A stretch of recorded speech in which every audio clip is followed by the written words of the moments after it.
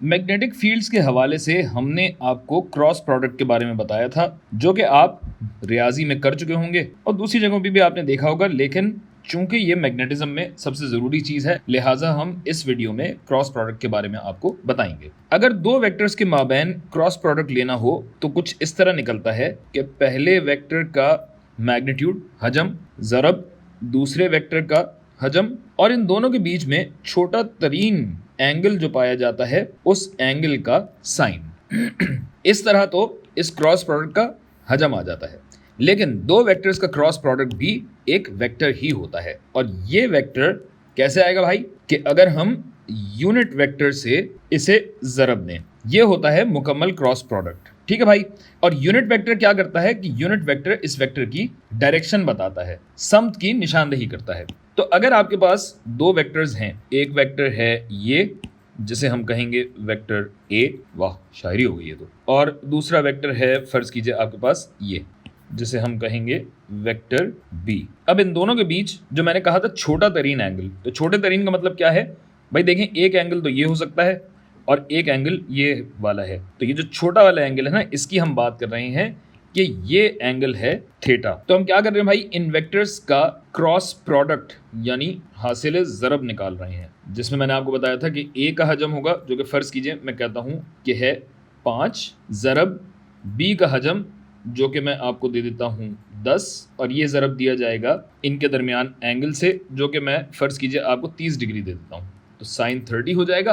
और इस वेक्टर की समत क्या होगी भाई, इस वेक्टर की समत होगी इस यूनिट वेक्टर की समत। तो भाई 5 ज़रब 10 ज़रब 30 डिग्री का साइन होता है आधा, और फिर ये यूनिट वेक्टर गोया हमारा जवाब होगा 25 का हजम रखने वाला एक अदद वेक्टर। अच्छा, अब इसको जो मैं n मुसलसल लिखे जा रहा हूं, तो ये n इस वजह से है क्योंकि ये एक नॉर्मल वेक्टर होगा। नॉर्मल मतलब कि जिस प्लेन में ये दोनों वेक्टर पाए जाते हैं, इस प्लेन के परपेंडिकुलर या नॉर्मल ये तीसरा वेक्टर होगा। यानी आपके सामने ये स्क्रीन पे ये दो वेक्टर्स दिए गए हैं। अब स्क्रीन तो आपकी 2 डायमेंशन की है ना, तीसरी डायमेंशन क्या है, या तो आपकी तरफ है यानी स्क्रीन से बाहर, या आपसे दूर यानी स्क्रीन के अंदर जाता हुआ वेक्टर होगा। तो आपने अगर तीर देखा हो तो फ़र्ज़ कीजिए कि ये तीर अगर आपकी स्क्रीन पे यूँ पड़ रहा हो, अल्लाह ना करे कि आपका इतना नुकसान हो, लेकिन आपकी स्क्रीन पे अगर ये तीर पड़ रहा हो तो आपको क्या नज़र आएगा, आपको ये चीज़ नज़र आएगी ना। तो ये हमें एक क्रॉस की शक्ल में नज़र आती है। तो हम ये कहते हैं कि अगर सफ़े के अंदर वेक्टर जा रहा है तो हमें ये क्रॉस नज़र आएगा, और अगर तीर बाहर की तरफ आ रहा हो यानी आपकी तरफ आ रहा हो तो बच के रहिएगा।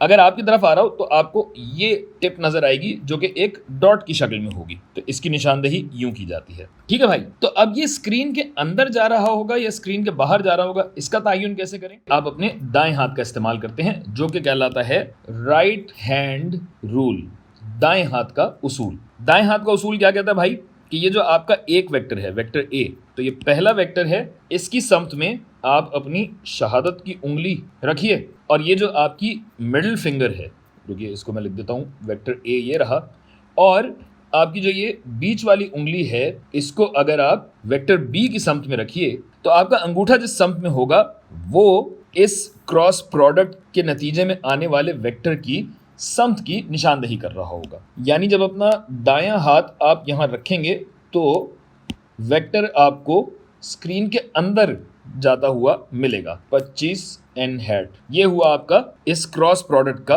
रिजल्ट। अच्छा, दाएं हाथ की जगह बायां हाथ मत इस्तेमाल कर लीजिएगा क्योंकि ये सब उलट हो जाएगा। राइट हैंड रूल इस्तेमाल होता है जिससे हमें क्रॉस प्रोडक्ट के नतीजे में आने वाला वेक्टर मिलता है।